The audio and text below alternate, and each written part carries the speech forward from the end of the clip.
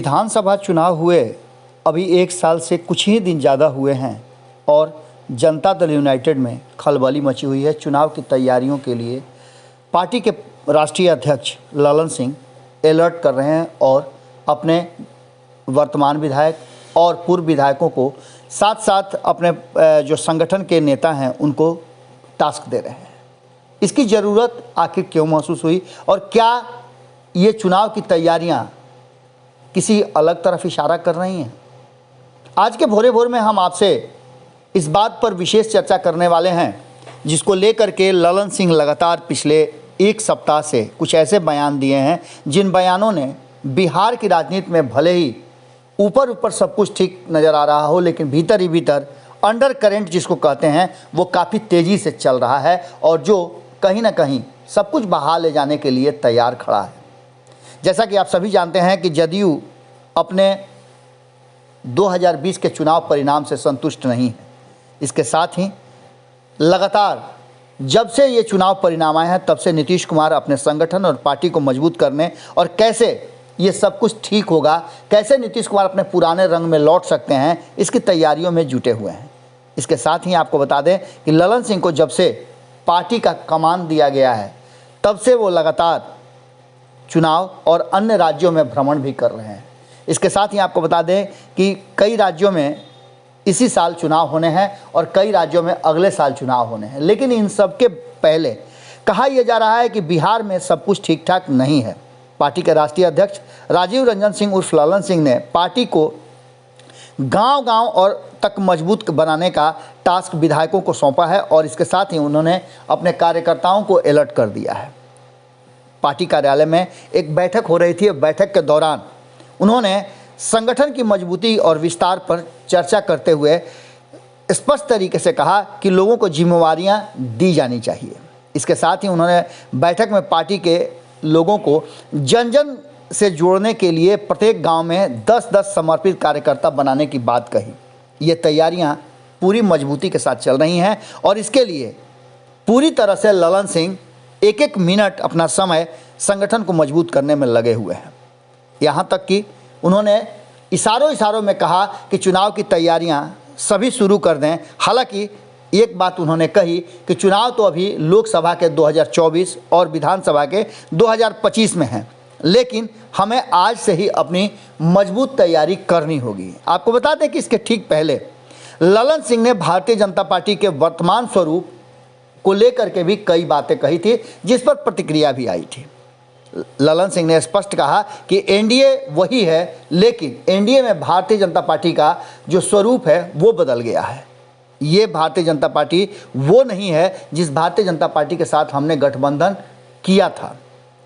वो भारतीय जनता पार्टी कुछ अलग थी। उन्होंने अटल और आडवाणी के काल का जिक्र करते हुए स्पष्ट तरीके से बताया कि तब एनडीए के भीतर लोकतंत्र पूरी तरह से मजबूत था, लेकिन वर्तमान परिस्थिति में जो भारतीय जनता पार्टी है उसमें दोस्ताना जो माहौल होता है या फिर अपने साथियों के प्रति जो व्यवहार होता है वो नहीं है, शुचिता का अभाव है।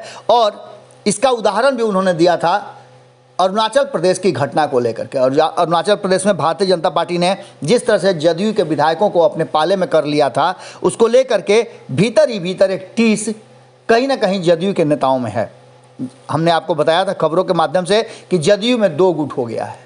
हालांकि इस बात से इनकार जदयू के लोग करते हैं, लेकिन जदयू के दोनों ही खेमे पूरी तरह से एक्शन में नज़र आ रहे हैं, जिसका प्रतिफल देखने को मिला जब हमारे रिपोर्टर ने पार्टी कार्यालय में हो रहे मीटिंग के दौरान सदस्यों के बीच जो तीखी बहस हुई, नोक-झोंक हुआ, उसको दिखाया था। इससे इनकार भी नहीं किया था और पार्टी के लोगों ने कहा था कि हाँ, हल्की फुल्की बातचीत तो हुई थी। लेकिन इन सब बातों के बीच में जिस तरह से ललन सिंह ने स्पष्ट तरीके से कहा है कि अपने अपने इलाके में जाएं कार्यकर्ता और पदाधिकारी, जिलाध्यक्ष से लेकर पार्टी के निचली इकाई तक के साथ संवाद स्थापित करें और इसके लिए आम जनता तक भी अपने विचार रखें और उन तक जाएं।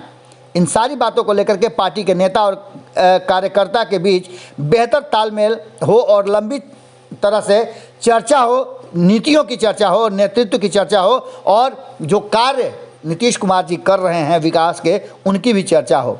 इतना ही नहीं, उन्होंने कहा कि विधायक जिलों में कार्यरत पार्टी के पदाधिकारियों और कार्यकर्ताओं से बात करें और उनसे बेहतर समन्वय स्थापित कर वहां की वर्तमान स्थिति को देखें और तालमेल बनाए रखने, संगठन को मजबूत करने के लिए प्रेरित करते रहें। इतना ही नहीं, उन्होंने आगे कहा कि विधायकों से यह भी हम अपेक्षा रखते हैं कि क्षेत्र भ्रमण के दौरान अगर कोई कमी नज़र आती है, किसी तरह की कोई समस्या है या जन सरोकार के कोई मुद्दे हैं, तो उसके लिए तुरंत एक्शन लें और जानकारी पार्टी नेतृत्व तक भी पहुंचाएं, जिससे कि आम जनता को सुविधा मिल सके। आप समझ सकते हैं कि एक तरफ नीतीश कुमार जनमत संग्रह कर रहे हैं, लोगों से मिल रहे हैं और समाज सुधार यात्रा कर रहे हैं, वहीं दूसरी तरफ ललन सिंह का बार बार ये बयान आना कि नीतीश कुमार और पूरी पार्टी चुनाव की तैयारी में लग जाए, ये क्या संकेत देता है। उन्होंने साफ तरीके से कहा है कि विधायक अपने इलाके के लगभग छोटे और बड़े हर मसले का फीडबैक पार्टी नेतृत्व के सामने जरूर रखें, वाकिफ कराएं और इसको लेकर के राष्ट्रीय अध्यक्ष के नाते मैं हमेशा उनसे बातचीत करने के लिए तैयार हूं। ये भी बातें उन्होंने कही है और इसके साथ ही उन्होंने प्रदेश अध्यक्ष को भी अलर्ट मोड में रखा है।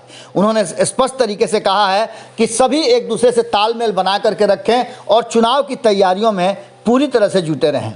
इतना ही नहीं, उन्होंने जो विधायक पिछले चुनाव में हार गए थे उन लोगों के साथ भी अलग से बैठक की है और इसके साथ ही जो मांग है नीतीश कुमार का, उस मांग को लेकर के अब पूरी तरह से मुखर होकर के आम जनता को जागरूक करने की भी बात कही गई है। कहा यह गया है कि इन सारी बातों को लेकर के हर हाल में विधानसभा और लोकसभा के चुनाव की तैयारियां हमें जारी रखनी होगी। इन सब बातों को अगर मद्देनज़र रखते हुए आप देखें तो जिस तरह से कल वशिष्ठ नारायण सिंह की चिट्ठी सामने आई थी, उसने भी ये स्पष्ट तरीके से एक डेडलाइन क्लियर कर दिया है कि कहीं ना कहीं इस डेडलाइन में ये स्पष्ट है कि भारतीय जनता पार्टी अगर अपना रुख नहीं बदलती है तो भारतीय जनता पार्टी के साथ टक्कर लेने के लिए नीतीश कुमार और उनकी पार्टी पूरी तरह से तैयार है। वशिष्ठ नारायण सिंह ने विशेष राज्य के दर्जे को लेकर के स्पष्ट तरीके से चिट्ठी लिख करके अपनी बात रखी है कि ये हमारा वाजिब हक है, बिहार का वाजिब हक है और इसे ज़रूर मिलना चाहिए। उन्होंने स्पष्ट तरीके से कहा है कि ये हमारा कोई नया मांग नहीं है, ये बिहार का वाजिब हक है और नीति आयोग के हालिया रिपोर्ट के अनुसार बिहार 36वें स्थान पर है। इस रिपोर्ट से हमारी पुरानी मांग जो है इशारा कर रही है कि हमें अब ज़रूरत है मदद की।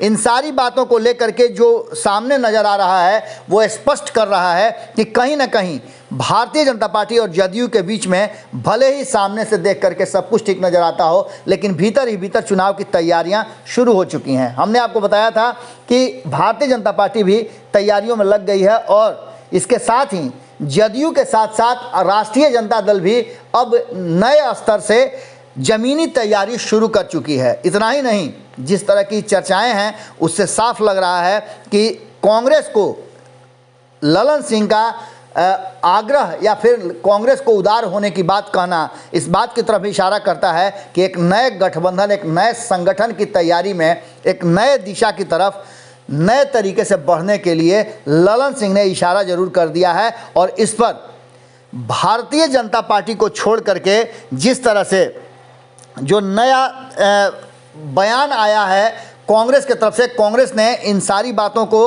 रखते हुए नीतीश कुमार के लिए जो शर्त बताई है और नीतीश कुमार को लेकर के जो बातें कही है वो भी बातें कहीं ना कहीं इस बात की तरफ इशारा करती है। नासिर हुसैन केंद्रीय नेतृत्व के तरफ से भेजे गए थे और उन्होंने बिहार के पटना में सदाकत आश्रम में प्रेस कॉन्फ्रेंस करके नीतीश कुमार को वापस आने के लिए एक तरह से कहिए तो निमंत्रण दे दिया और उन्होंने स्पष्ट तरीके से कहा कि यदि नीतीश कुमार बाहर निकल करके आते हैं तो निश्चित रूप से नीतीश कुमार के साथ सभी खड़े होंगे, क्योंकि नीतीश कुमार में नहीं बल्कि उनके जो फैसले हैं जिनके साथ वो हैं, इससे बिहार की जनता के साथ साथ अन्य राजनीतिक दल भी दूरियां बनाते हैं।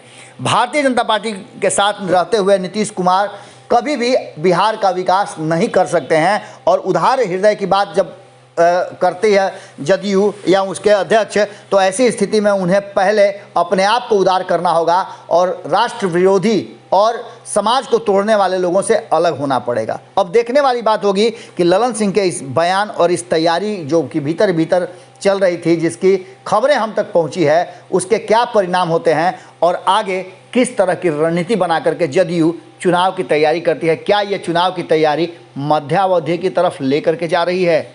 इस सवाल का जवाब हम आपसे जरूर चाहेंगे। कमेंट बॉक्स में अपने विचार जरूर लिखिएगा। बहुत बहुत धन्यवाद। भोरे भोर में हम आपसे यहीं विदा लेते हैं। नमस्कार। अगर ये वीडियो पसंद आई और वह बिहार के राजनीति और बिहारियत से सरोकार रखेनी तो सब्सक्राइब बटन दबा के चैनल के सब्सक्राइब कर ली। ओजे एगो घंटी बा, ओकरा बटन दबा देला से कुल सटीक और मारक खबर रुआ मुफ्त में मिल जाई। अगर रुआ पत्रकारिता के हमनी के नया प्रयोग में सहयोग कर चाहतानी तो ज्वाइन बटन दबा दी। पेटीएम नंबर नोट कर ली 9386816700। धन्यवाद।